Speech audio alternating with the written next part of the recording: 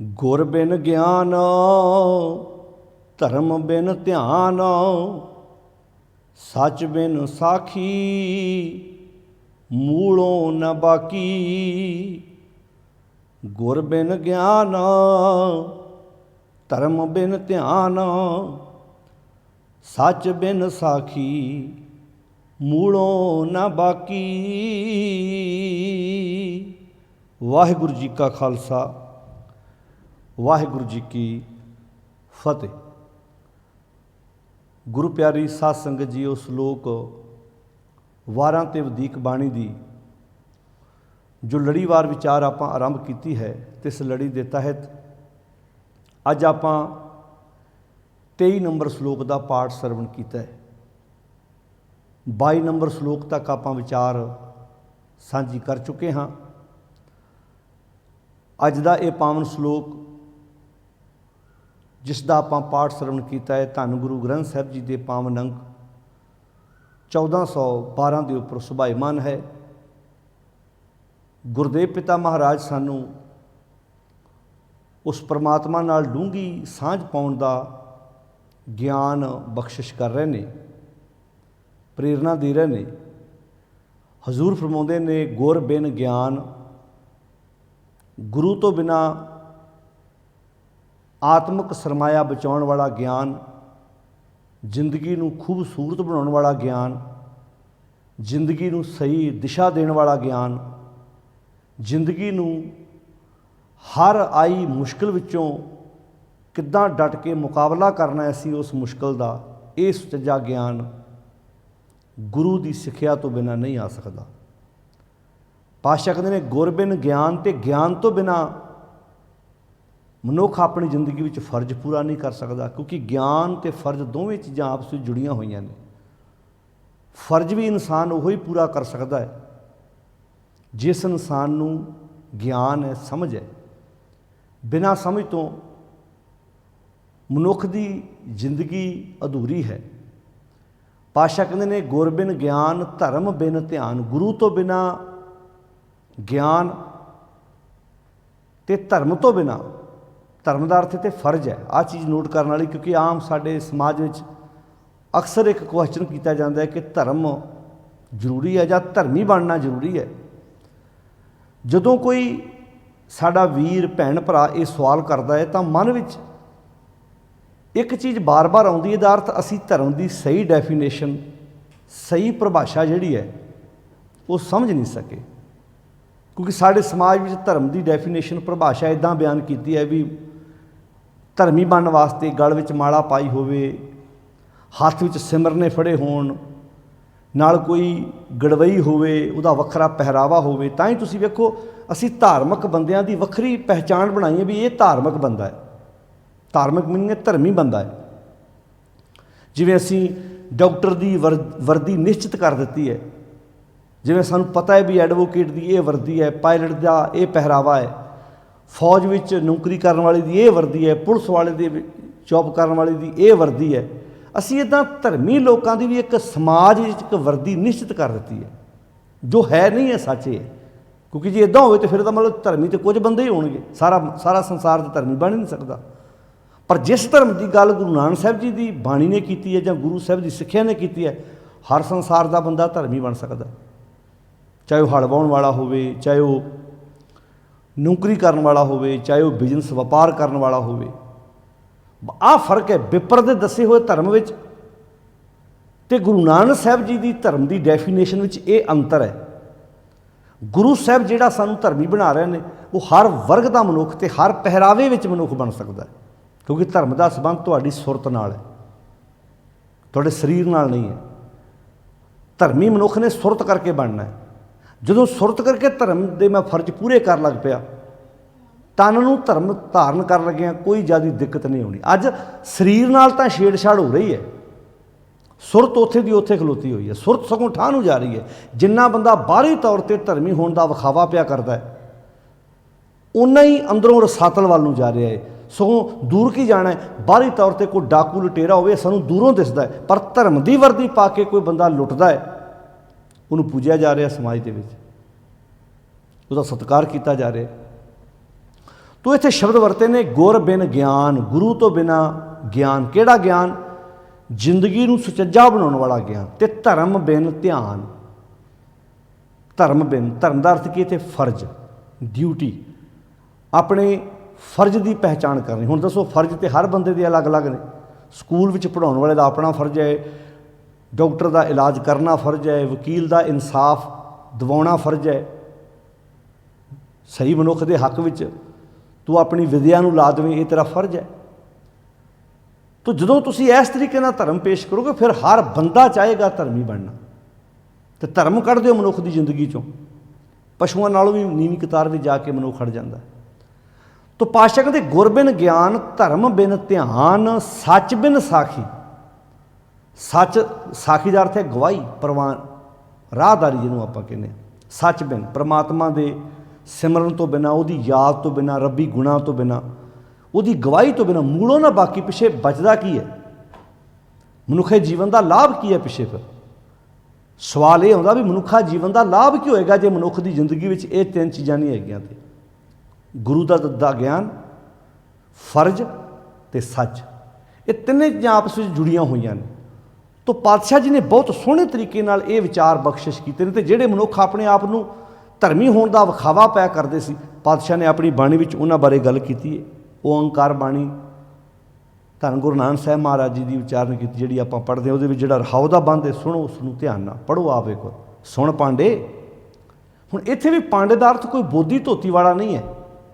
ਇੱਥੇ ਪਾਂਡੇ ਦਾ ਅਰਥ ਹੈ ਜਿਹੜਾ ਵੀ ਆਪਣੇ ਆਪ ਨੂੰ ਧਾਰਮਿਕ ਵਿਅਕਤੀ ਅਖਵਾ ਰਿਹਾ ਵੀ ਮੈਂ ਧਾਰਮਿਕ ਹਾਂ ਭਾਈ, ਮੈਂ ਲੋਕਾਂ ਨੂੰ ਧਾਰਮਿਕ ਉਪਦੇਸ਼ ਕਰਦਾ ਭਾਈ, ਮੇਰੀ ਵਰਦੀ ਦੱਸਦੀ ਹੈ। ਤਾਂ ਹੀ ਤੁਸੀਂ ਵੇਖੋ ਅੱਜ ਉਹਨਾਂ ਬੰਦਿਆਂ ਨੂੰ ਪਤਾ ਜਿਹੜੇ ਧਰਮ ਦੀ ਪਰਿਭਾਸ਼ਾ ਦੱਸਣ ਵਾਲੇ, ਉਹਨਾਂ ਨੇ ਆਪਣੀ ਧਰਮ ਦੀ ਇੱਕ ਵਰਦੀ ਨਿਸ਼ਚਿਤ ਕਰ ਲਈ ਵੀ ਲੰਬਾ ਚੋਲਾ ਪਾ ਕੇ ਗਿੱਟਿਆਂ ਤੱਕ ਚੋਲਾ ਨਾ ਪਵੇ ਤੇ ਗੁਰਮਤ ਦੀ ਗੱਲ ਹੀ ਨਹੀਂ ਹੁੰਦੀ। ਉਹਨੂੰ ਪਤਾ ਵੀ ਜੇ ਅਸੀਂ ਆਮ ਪਹਿਰਾਵਾ ਪਾ ਲਏ, ਲੋਕਾਂ ਸਾਡੀ ਪੂਜਾ ਨਹੀਂ ਕਰਨੀ, ਲੋਕਾਂ ਨੇ ਸਾਨੂੰ ਘਰਾਂ ਵਿੱਚ ਪ੍ਰਵੇਸ਼ ਥੋੜ੍ਹਾ ਕਰਾਉਣਾ, ਲੋਕਾਂ ਨੇ ਸਾਨੂੰ ਇਹ ਥੋੜ੍ਹਾ ਕਹਿਣਾ ਸਾਡੇ ਘਰ ਬਾਬਾ ਜੀ ਆਣ ਕੇ ਦੇਹ ਰੋਗਤਾ ਦੀ ਅਰਦਾਸ ਕਰੋ।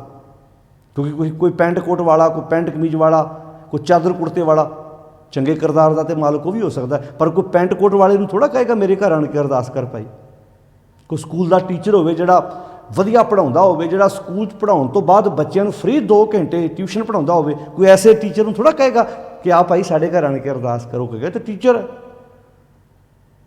ਪਰ ਉਹਨੂੰ ਗੁਰਮਤ ਦਾ ਕੱਖ ਵੀ ਨਹੀਂ ਪਤਾ, ਪਰ ਵਰਦੀ ਉਹਦੀ ਪਾਈ ਹੋਈ ਹੈ, ਨਿਸ਼ਚਿਤ ਕੀਤੀ ਹੋਈ ਹੈ। ਉਹਨੂੰ ਕਹਿੰਦੇ ਸਾਡੇ ਘਰ ਆਓ ਜੀ, ਚਰਨ ਪਾਓ ਜੀ, ਦੇਹ ਰੋਗਤਾ ਜੀ ਅਰਦਾਸ ਕਰੋ ਜੀ ਸਾਡੇ ਘਰ ਆਣ ਕੇ।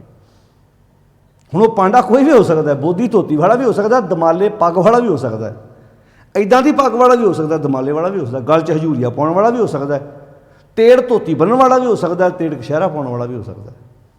ਲੱਛਣਾਂ ਤੋਂ ਵੇਖਣਾ ਨਾ ਆਪਾਂ। ਭੌਰੇ ਅਤੇ ਭੂਣ ਦੀ ਇੱਕੋ ਜੈਸੀ ਗੂੰਜ, ਕੰਮੀ ਪਿਆ ਪਛਾਣੀਏ ਉਹ ਭੌਰਾ ਉਹ ਭੂਣ। ਭੌਰੇ ਅਤੇ ਭੂਣ ਦੀ ਗੂੰਜ ਇੱਕੋ ਜਿਹੀ ਹੈ, ਕਲਰ ਵੀ ਇੱਕੋ ਜਿਹਾ, ਪਰ ਕੰਮਾਂ ਤੋਂ ਪਛਾਣਿਆ ਜਾਣਾ। ਹੁਣ ਇੱਥੇ ਸ਼ਬਦ ਵਰਤਿਆ ਜਿਹੜਾ ਸੁਣ ਪਾਂਡੇ, ਕਿਆ ਲਿਖੋ ਜੰਜਾਲਾ, ਕੀ ਜੰਜਾਲ ਲਿਖ ਰਿਹਾ ਤੂੰ? ਆ ਜਿਹੜੀ ਤੂੰ ਐਜੂਕੇਸ਼ਨ, ਜਿਹੜੀ ਵਿੱਦਿਆ ਲੋਕਾਂ ਨੂੰ ਲਿਖ ਰਿਹਾ ਨਾ, ਦੱਸ ਰਿਹਾ ਨਾ, ਇਹ ਪਹਿਲਾਂ ਤੇਰੇ ਅੰਦਰ ਲਿਖੀ ਹੋਈ ਆ।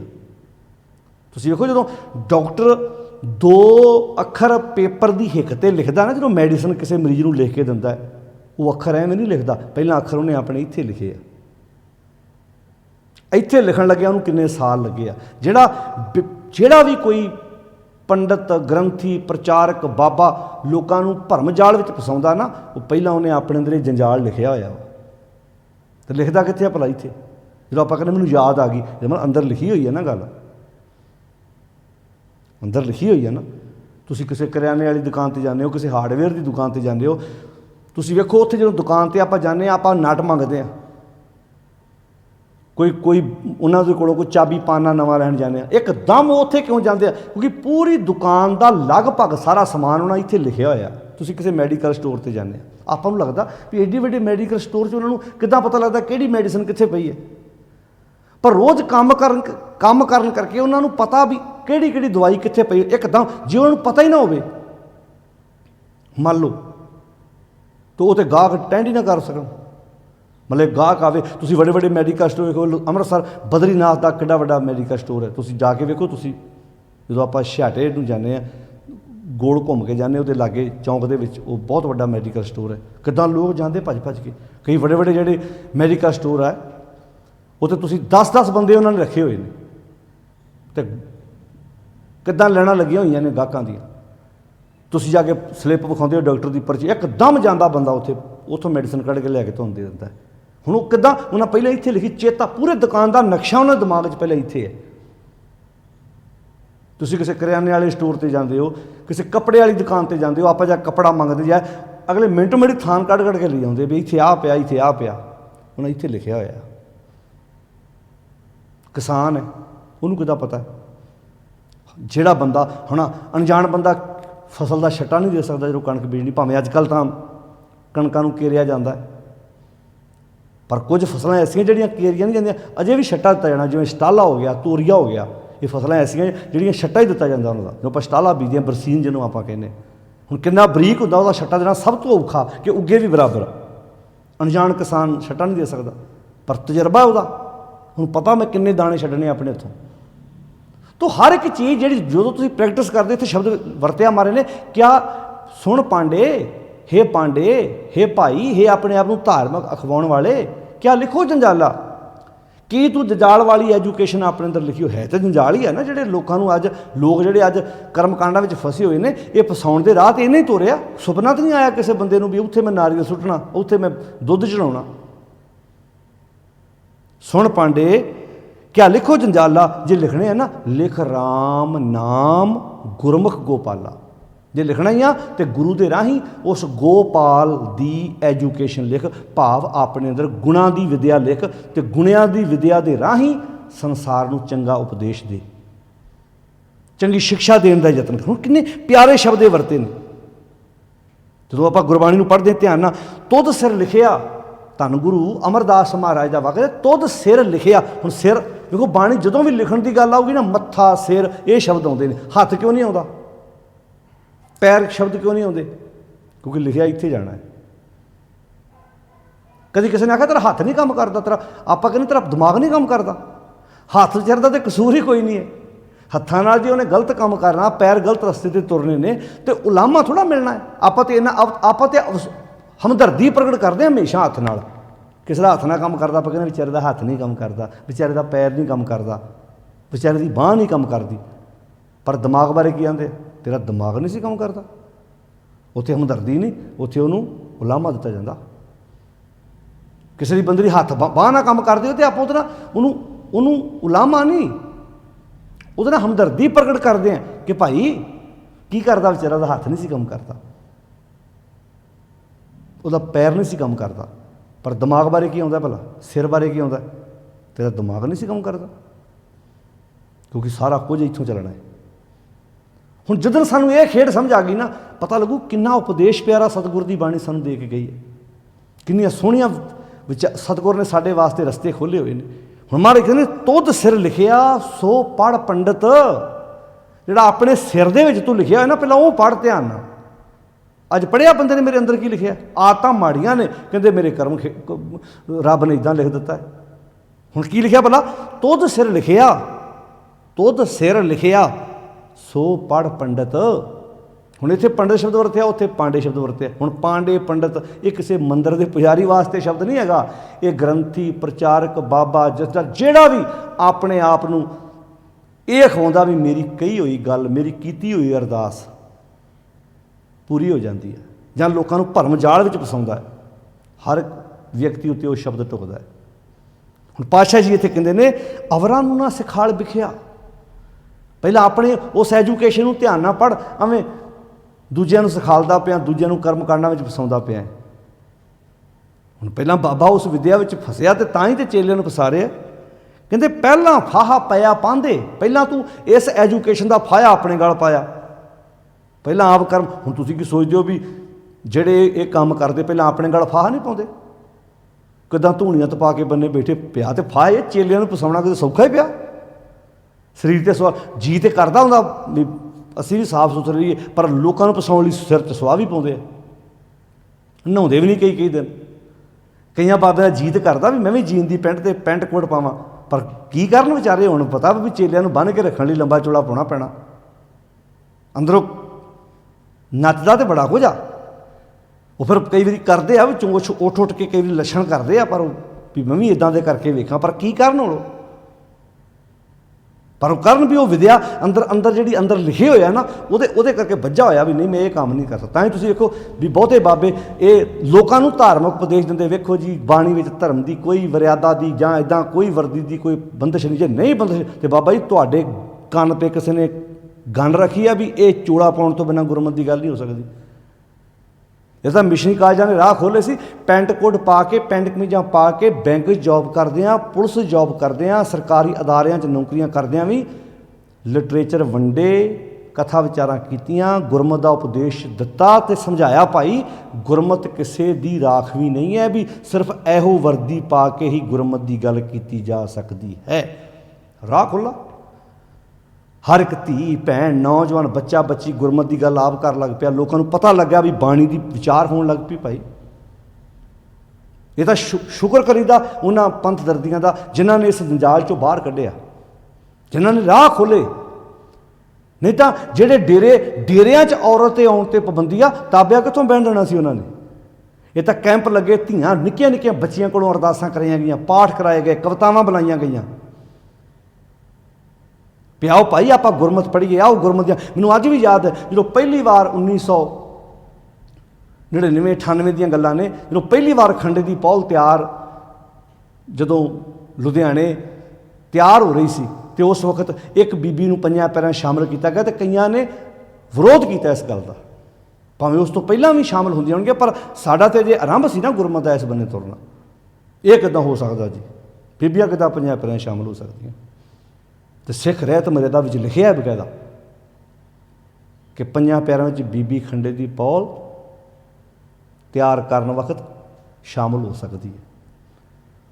ਦਰਬਾਰ ਸਾਹਿਬ ਦੇ ਅੰਦਰ ਵੀ ਬੀਬੀਆਂ ਕੀਰਤਨ ਕਰਦੀਆਂ ਰਹੀਆਂ ਨੇ, ਉਹ ਤਾਂ ਬਣਾਤਾ ਜੀ, ਇਹ ਤਾਂ ਮਰਿਆਦਾ ਧੁਰ ਤੋਂ ਕੋਈ ਮਰਿਆਦਾ ਨਹੀਂ ਹੈ, ਆਰੰਭ ਤੋਂ ਕੋਈ ਮਰਿਆਦਾ ਨਹੀਂ, ਪਹਿਲਾਂ ਕਰਦੀਆਂ ਰਹੀਆਂ ਨੇ ਬੀਬੀਆਂ। ਮਾਫ਼ ਕਰਨਾ, ਜੇ ਸ਼੍ਰੋਮਣੀ ਗੁਰਦੁਆਰਾ ਪ੍ਰਬੰਧਕ ਕਮੇਟੀ ਦੀ ਪ੍ਰਧਾਨ ਇੱਕ ਬੀਬੀ ਬਣ ਸਕਦੀ ਹੈ ਅਤੇ ਅੰਦਰ ਬੀਬੀਆਂ ਨੂੰ ਕੀਰਤਨ ਕਰਨ 'ਤੇ ਆਜ਼ਾਦੀ ਕਿਉਂ ਨਹੀਂ ਹੋ ਸਕਦੀ ਭਲਾ? ਜੇ ਪੂਰੀ ਸੰਸਥਾ ਦੀ ਪ੍ਰਧਾਨਗੀ ਇੱਕ ਬੀਬੀ ਕਰ ਸਕਦੀ ਹੈ ਤੇ ਫਿਰ ਅੰਦਰ ਵੀ ਹੋ ਸਕਦਾ ਹੈ ਨਾ। ਪਰ ਡੇਰੇਦਾਰਾਂ ਨੂੰ ਮਾਫ਼ ਕਰਨਾ, ਵਿਰੋਧ ਤੇ ਹੋ ਸਕਦਾ ਡੇਰੇਦਾਰ ਇਸ ਗੱਲ ਦਾ ਵੀ ਕਰਦੇ ਹੋਣ, ਪਰ ਪਤਾ ਵੀ ਉੱਤੇ ਆਕਾ ਬੈਠਾ ਹੈ,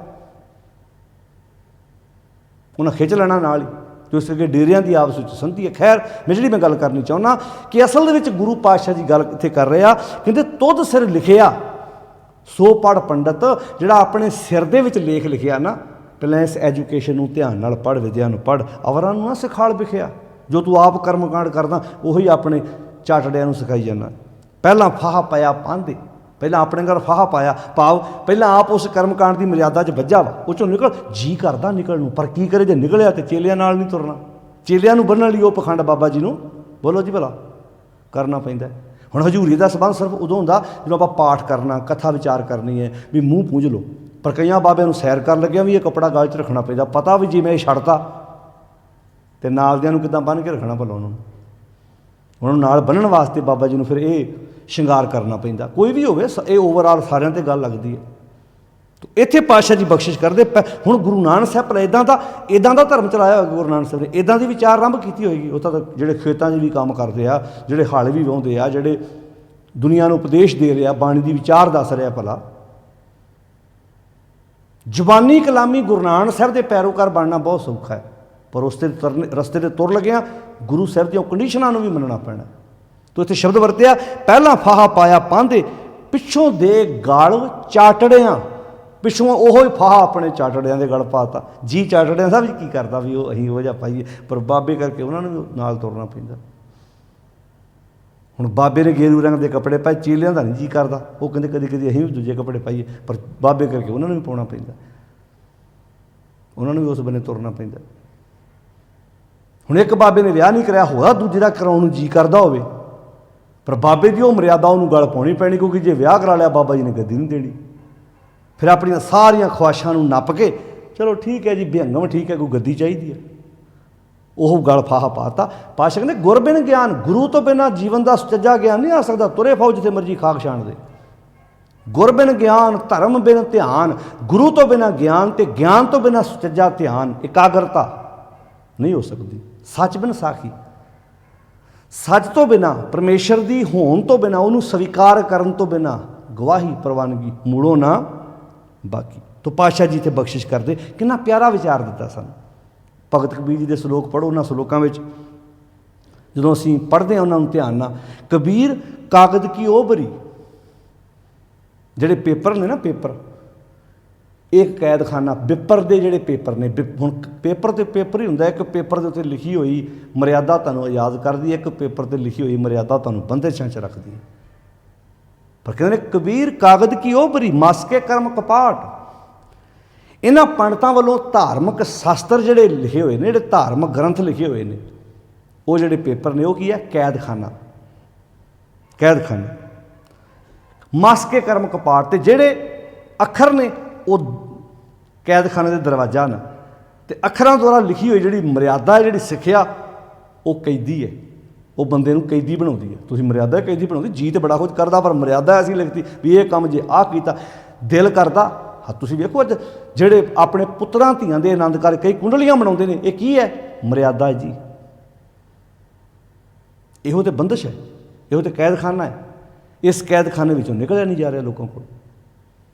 बाणी आंदी निकल, बाणी दे विच आ फर्क है। बाणी दा उपदेश ये है भी फूटो आंडा भरम का मन भयो प्रकाश, काटे बेरी पकन ते गुरकीनी बंद खलास। जिवें आंडा हुंदा, आंडे दे विच पंछी नहीं हुंदा। हुण आंडा टुटदा है तो पंछी आज़ाद हो के उड़दा है। असीं भरम दे आंडे 'च बैठे हुए हैं। हुण ये आंडा फर्क एक होर जे, उत्थे आंडा बाहरों तोड़दा कोई, उहदा जिहड़ा पंछी हुंदा, पंछी अंदर है, आंडा बाहरों ਉਹਦੀ माँ चुंझ मार के इदां जो आंडा भांदी है तो वह पंछी आज़ाद होकर उड़ता है। पर इत्थे पता की है, भरम के आंडे 'च फसे भी आप तो तोड़ना आप पैना। हाँ अगवाई गुरु करते हुए करूँगा, भांडा तेन इस भरम चों तेन खुद निकलना पैना है। जे तू कहें मैनू रोज़ कहे तू निकल कढ़ दे भरम चों, तू कढ़ दे, ना भाई इत्थे तेनू आप आज़ाद होना पैना है। इत्थे कुंडलियां मिलाइयां जा रही ने, लछण मिलाए जा रहे हैं, मतलब कई तरह के पखंड के। अरे अद्धी अद्धी रात लोग पति पत्नी उठ के नहरां 'च नारियल सुटते फिरते हैं। कौन ने भला? एक कबीर कागज की ओबरी मास्के कर्म को पाटे, बेचारे कैदी ने, जेलों 'च बैठे कैदियों को छडाउण लई तरले मच्छी हो रहे हैं। ये भी तो कैदी ने बेचारे। तड़के किहदा उठण नूं जी करदा, नींद प्यारी हुंदी, पर तड़के तड़के उठ के, क्योंकि उस मर्यादा ने दस्सिया भी सूरज चढ़न तो पहला पहला नारियल सुट के आउणा। उस मर्यादा के अखरां ने कैदी बनाया होया। तो यदा असर की होया? पाहन बोरी पृथ्वी, पाहन का अर्थ है पत्थर, बोरी का अर्थ है डोब दी, पृथ्वी का अर्थ है लुकाई नूं। लुकाई ने समुची लुकाई नूं, समुचे संसार नूं इस दसी हुई मर्यादा मुताबक डुब गई। मर्यादा की सी? पत्थरां दी पूजा करो। मर्यादा जिहड़ी सी वो कैदखाना सी ना, जिहड़ा पेपर सी, पेपर उत्ते लिखे हुए अखर सी, अखर जिहड़े सी अखरां राहीं जिहड़ा दिता होया उपदेश सिੱਖਿਆ सी, वो अंदर दे कैदी ने कैदी बनाता। तो दिती सिੱਖਿਆ की सी? इस पत्थर की पूजा करो, इन्हां भगवान इनू मत्था टेको, इत्थे दुध चढ़ाओ। बंदियां दे कोलों दुध खो के पत्थरां ते डोलिया गया, पत्थर ते रोड़िया गया। मर्यादा निभाई जा रही है धर्म के नाम पर। हुण इत्थे शब्द वरतिया पाहन बोरी पृथ्वी। हुण ये श्लोक है 137 नंबर, 137 नंबर श्लोक है गुरु ग्रंथ साहिब जी के अंदर। 1371 नंबर अंक ते आप पढ़ लिओ एक बार भगत कबीर। ये श्लोक साडे घरां विच पढ़े जा रहे हैं जदों पाठ का भोग पैंदा, तो वह परिवार पंडित बुला के बैठे हुंदे आ, कुंडलियां मिला के भी इन्ने वजे बरात घरों तोरनी है, इन्ने वजे आनंद कारज होना चाहिए। किन्ने लोग वहमां दे शिकार ने। पाहन बोरी पृथ्वी पंडित पाड़ी बाट। तो जिहड़े पंडित लोग ने, पंडित फिर समझेता रखो, पंडित अर्थ कोई धोती बोदी वाला नहीं, कोई भी गात्रे करपान वाला, कोई जनेऊ वाला, कोई भी हो सकता, किसी मत में भी हो सकता। पंडित पाड़ी बाट का अर्थ है जिहड़े पंडित लोग ने, अपने आप को धार्मिक अखवाउण वाले लोग ने, किसी मजहब नाल भी संबंध रखने वाले लोग ने। इस तरह ये धाड़वी बने हुए हैं। जिवें गैंगस्टर नहीं होंदे, आपां कहने फलाने गैंगस्टर ने इत्थों इन्ना आ नुकसान करता, वो गैंगस्टर तो बाहरों दिसते हैं तो पता भी हैगा, और डाकू धाड़वी दिसते हैं। पर ये डाकू धाड़वी पछाणने औखे आ, क्योंकि वर्दी धर्म की पाई इन्होंने। ये कहते आ दशना दोगे तो तुहाडा भला, ना दोगे तुहाडी जिहड़ी ग्रहां की चाल सही नहीं हैगी, तुहाडा पुत्र के सिर ते आ ग्रह मंडला रहा, आ आत्मा आ गई है, इदां हो जाएगा। ये की है? एक कंन दे उत्ते जिहड़ी उन्होंने अपने धार्मिक ग्रंथों की मर्यादा की गन रखी हुई है, ਧਾਰਮਿਕ ਗ੍ਰੰਥਾਂ ਦੀ ਮਰਿਆਦਾ ਦੀ ਗਨ ਰੱਖੀ ਹੋਈ ਆ, ਜਿਹੜੀ ਸ਼ੌਂਕ ਨਾਲ ਅਸੀਂ ਆਪਣੇ ਮਰਵਾ ਰਹੇ ਹਾਂ ਵੀ ਠੀਕ ਹੈ ਜੀ, ਹਾਂ ਤੇ ਮਰਿਆਦਾ ਜੀ, ਇਹ ਤੇ ਕਰਨਾ ਹੀ ਪੈਣਾ ਜੀ। ਚਿਮਟੇ ਖਾ ਰਹੇ ਹਾਂ, ਚਪੇੜਾਂ ਖਾ ਰਹੇ ਹਾਂ, ਚੌਂਕੀਆਂ ਭਰ ਰਹੇ ਹਾਂ, ਦੁਨੀਆ ਦੇ ਲੋਕਾਂ ਨਾਲ, ਭੋਲੇ ਭਾਲੇ ਲੋਕਾਂ ਨਾਲ ਠੱਗੀਆਂ ਮਾਰ ਕੇ ਅਖੌਤੀ ਧਾਰਮਿਕ ਲੋਕਾਂ ਦੇ ਅੱਗੇ ਚੜਾਵੇ ਚੜਾ ਰਹੇ ਹਾਂ। ਵੇਖ ਲਓ ਸਾਡੇ ਸਮਾਜ 'ਚ ਬੜਾ ਕੁਝ ਵਾਪਰ ਰਿਹਾ, ਬੜਾ ਕੁਝ ਵਾਪਰ ਰਿਹਾ।